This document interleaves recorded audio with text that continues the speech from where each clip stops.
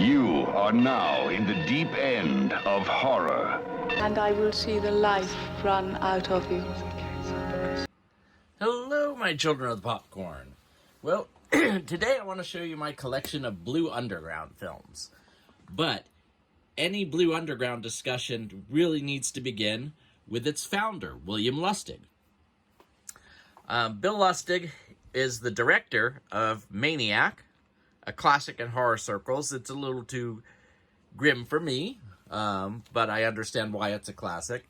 And he directed all three of the Maniac cop films, which I find absolutely delightful. They're wonderfully trashy, and that's how he's begun his catalog.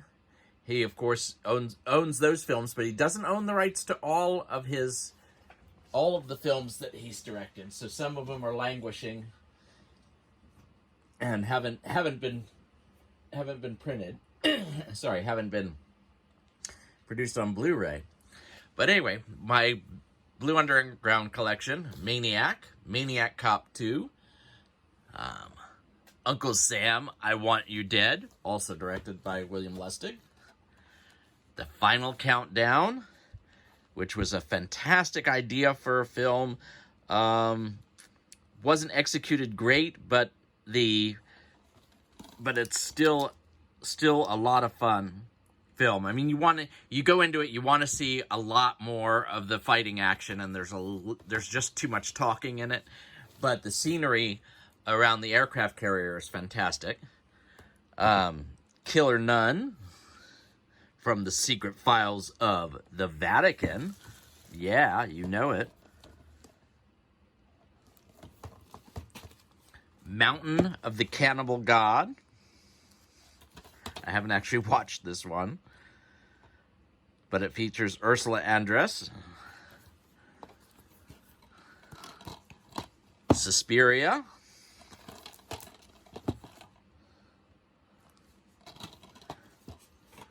Contamination, which I adore, also known as Alien Contamination by Luigi Cozzi. It's hilarious. Suspiria is a fantastic film. Contamination is just fun. Hell of the Living Dead and Rat's Night of Terror, a Bruno Mattei double feature. These are two terrible films, but they're both fun if you can enjoy terrible films. And the ending of Rat's Night of Terror is particularly good. And by particularly good, I mean at least unusual enough to be interesting. Christopher Lee in The Bloody Judge, a Jess Franco film. Somehow Christopher Lee struck up a friendship with Jess Franco. I think Jess Franco is just a terrible filmmaker, because I've seen 8 or 10 of his films, and they're all terrible. And not terrible in that good way of watching, but I can always watch a Christopher Lee film. Deathline, Donald Pleasance and Christopher Lee. Death Dream, Something Unspeakable Has Come Home. And, by the way, this lurid cover, Death Dream's directed by Bob Clark, who directed A Christmas Story, but also Black Christmas. He likes Christmas. Circle of Iron, starring David Carradine, and also has Christopher Lee in it, in a very amusing part towards the end of the film. Killer Thrillers, I really like that Blue Underground, when sales were flagging on their initial Blu-ray releases, released them as a 3-pack. Blah, I'm having trouble speaking today. Baba Yaga, Night Train Murders, and Strip Nude for Your Killer. And by the way, this is really a terrible title, because no one strips nude for their killer in the entire film, nor does the killer ask them to. The Blood of Fu Manchu and the Castle of Fu Manchu. Christopher Lee at his sinister best. Well, his sinister best being playing Fu Manchu, but of the 5 Fu Manchus, these are the 2 worst, because guess what? They're by Jess Franco. Circus of Fear and 5 Golden Dragons. Christopher Lee has a tiny role in 5 Golden Dragons. He has a major role in Circus of Fear. You can see why I have a lot of Blue Underground, because I have to have all the Christopher Lee films. A Blade in the Dark, Macabre, and Shock. 3 Italian thrillers.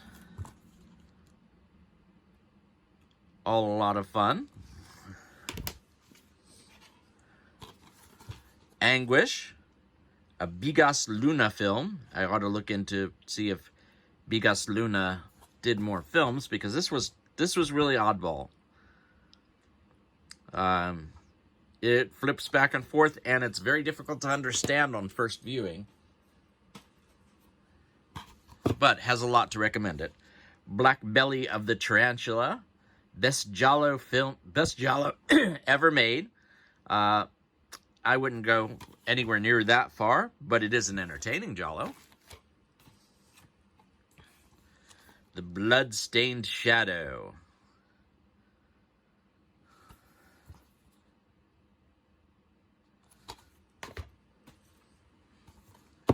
The Crazies, the original by George Romero. And I love George Romero, but this is one where I actually like the remake better. But I do really... The Crazies was one I saw early on in my horror learning and really enjoyed it. Dario Argento collection. Cat o' Nine Tails, Deep Red, and Inferno. That's a great set of films to start with. You can usually find this for about $20. Daughters of Darkness. A stylish adult vampire movie.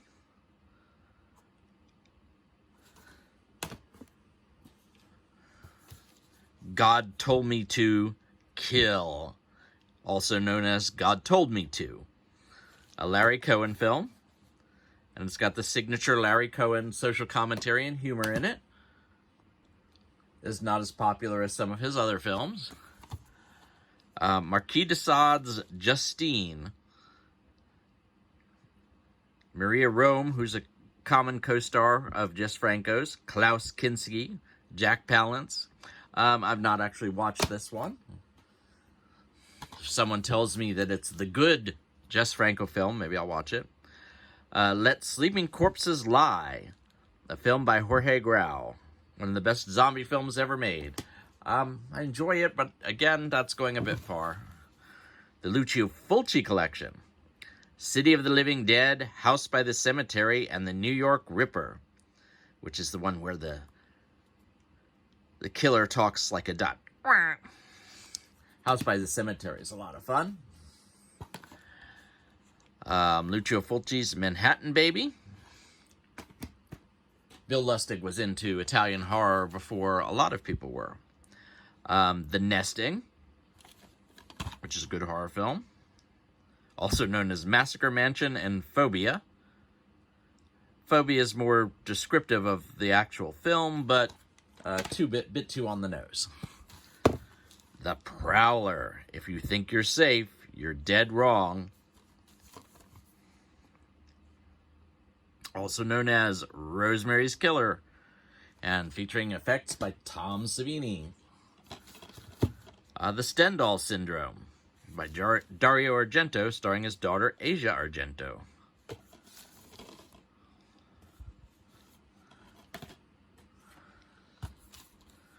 The Fifth Chord, Forbidden Photos of a Lady Above Suspicion, and the Pajama Girl Case.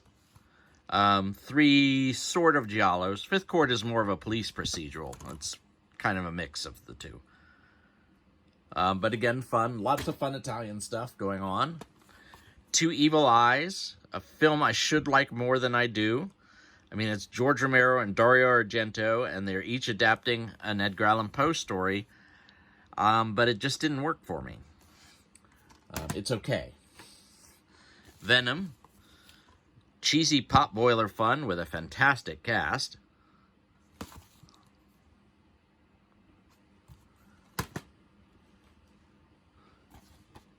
And Who Saw Her Die?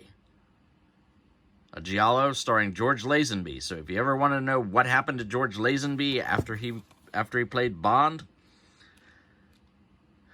for a single time, and Adolfo Celli, who was also the villain in Thunderball. Anyway, Who Saw Her Die? And that is my Blue Underground collection. And of course, I almost forgot my Blue Underground release of Zombie. When they came out with the remastered in 4K Zombie, I bought the lenticular edition that had them crossing the bridge. It's not as flashy as the eyeball one or the zombie one that's similar to this cover. But it was $10 off because it was a used copy that somebody apparently didn't like. And shortly after I bought that, they announced that remastered in 4K would be surpassed by actual 4K. Thanks a lot, Blue Underground.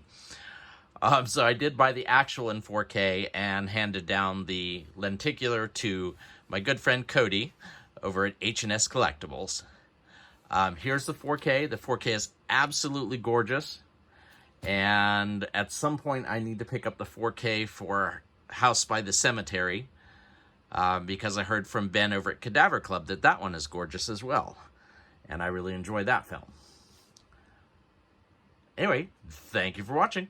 Click like, subscribe, or even comment below, because I want to hear what you think. No fair.